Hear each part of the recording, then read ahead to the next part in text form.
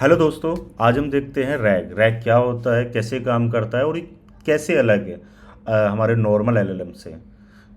जैसे कि हम लोग कोई भी क्वेश्चन एलएलएम से करते हैं तो एलएलएम हमें वो आंसर दे देता है, लेकिन हमें यहाँ रैग की ज़रूरत क्यों है, उससे हमारा क्या बेनिफिट है।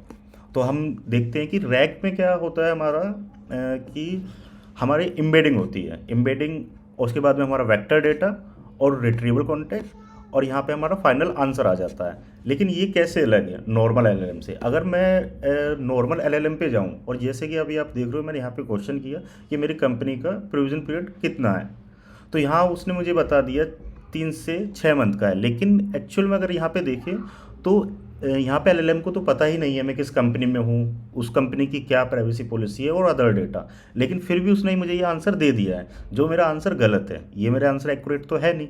तो अब इसी का हम लोग एक रैग सिस्टम बना सकते हैं। रैक सिस्टम क्यों? क्योंकि अगर मुझे अपनी कंपनी का करेक्ट डेटा चाहिए एलएलएम से, तो मुझे क्या होगा कि मुझे सारा डेटा पहले एलएलएम को देना पड़ेगा। और मेरा उसमें उसमें मेरा डिसएडवांटेज क्या है कि मेरे पास कंपनी की प्राइवेसी पॉलिसी है और अदर डेटा है, तो मुझे सारा डेटा पहले एलएलएम को भेजना पड़ेगा और फिर उससे पूछना पड़ेगा, जिसमें कि मेरा टोकन कॉस्ट बहुत ज़्यादा जाएगी। हर हर उस पे इनपुट पे आउटपुट पे बहुत ज़्यादा टोकन जाएगा। लेकिन इसी प्रॉब्लम को हम लोग सॉल्व कर सकते हैं रैग की हेल्प से, कि रैग कैसे काम करेगा। तो रैग में क्या होगा कि मेरे पास जो कंपनी की पॉलिसी है, तो उसकी मैं एम्बेडिंग कर दूंगा। एम्बेडिंग, जब मेरी एम्बेडिंग हो जाएगी तो मैं उसे वेक्टर में स्टोर करा दूंगा।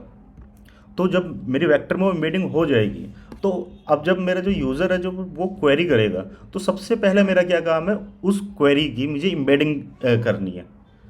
ठीक है, एक एम्बेडिंग वो है जो मेरे ओवरऑल जो मेरा भी कॉन्टेक्स्ट है उसकी एम्बेडिंग मेरी वेक्टर डेटाबेस में या किसी भी डेटाबेस में मेरी रखी हो सकती है। तो अब मैं क्या काम, मेरा जो पहला स्टेप है इसमें, यूज़र का इनपुट आया, इनपुट की एम्बेडिंग करी, और उसी एम्बेडिंग को मैंने अपने जो वेक्टर जो मेरा डेटाबेस है उसके अंदर मैंने सर्च किया, जो मुझे सिमिलर सर्च मुझे निकाल के देगा। अब मैं उससे, और वहाँ जो मेरा वेक्टर में जो मेरा डेटा स्टोर होता है वो होता है चंक के बेस पे। जैसे कि मैं आपको दिखाता हूँ, ये मेरा एक वेक्टर पाइनकोन का एक वेक्टर डेटाबेस है, जहाँ पे मैंने एपिसोड का डेटा रख रखा है। जिसमें अगर आप देखोगे तो एपिसोड का टेक्स्ट है, उसका start time, and time, language और उसकी आईडी, ये सारी चीज़ें इन्फॉर्मेशन है। और इसकी अगर मैं आपको यहाँ पे स्क्रीन पे दिखाता हूँ, तो यहाँ पे अगर आप देखोगे तो ये मेरी एम्बेडिंग है। ठीक है, तो अब इसमें क्या होगा मेरा, तो इसमें सबसे पहले जो मेरा जो काम होगा, तो सबसे पहले मैं जैसे कि अभी अब मैंने अभी बताया था कि यहाँ सबसे पहले यूज़र का मेरा इनपुट आया, इनपुट की मेरी एम्बेडिंग जो भी मेरा जो है मॉडल मुझे करके देगा एलएलएम, वो मेरी जो एम्बेडिंग है मैं सिंपल वेक्टर में सर्च करूँगा, जैसे हम लोग नॉर्मल डेटाबेस से सर्च करते हैं मोंगोडीबी से या माइस्क्वेल से कंडीशन लगा के। तो सेम चीज़ मेरी यहाँ पे मैं अब यहाँ पे क्या काम करूँगा, एम्बेडिंग के बेसिस पे वेक्टर से सर्च करूँगा। मेरा वेक्टर से जो डेटा आया वो चंक में आएगा। अब उस चंक के डेटा को मैं रिट्रीव करूँगा यहाँ से और मेरा फाइनल आंसर मेरा यहाँ पे आ जाएगा। अब इसमें आप देखा कि मुझे पूरा डेटा नहीं भेजना पड़ा एलएलएम को, जो मेरा एक सेफ भी है, प्राइवेट भी है। क्योंकि अब उसमें क्या होता, जो नॉर्मल एलएलएम है मुझे सारा डेटा भेजना पड़ता।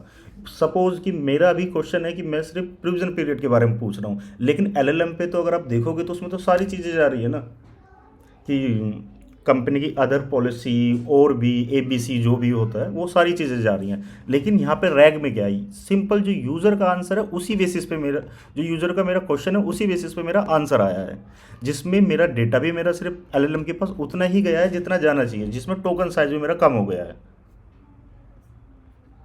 अगर इसी को हम लोग देखेंगे कोड में, तो ये मैंने एक छोटा सा कोड बना रखा है, जिसमें यहाँ पे क्या हुआ, यूज़र का मेरा आंसर आया फर्स्ट स्टेप में, वो क्वेश्चन आया, उसके बेसिस पे मैंने यहाँ पे एम्बेडिंग, यहाँ से मैंने एम्बेडिंग जनरेट करी। एम्बेडिंग के बेसिस पे मैंने वेक्टर से यहाँ पे सर्च किया वेक्टर में। ठीक है, और उसके बेस पे फिर मैंने क्या किया, यहाँ पे जनरेट किया। जैसे कि आप यहाँ देख रहे हो, तो यहाँ पे मैं यहाँ पे जनरेट कर रहा हूँ एलएलएम से। ये मेरा एम्बेडिंग है, जो मैं अपना यहाँ पे एम्बेडिंग कर रहा हूँ, जो मुझे यहाँ से एक एम्बेडिंग का मुझे एक नंबर मिलेगा। और यहाँ पे ये मेरा सर्चिंग का मेथड है, जो मैं यहाँ से सर्च कर रहा हूँ अपने चंक्स को।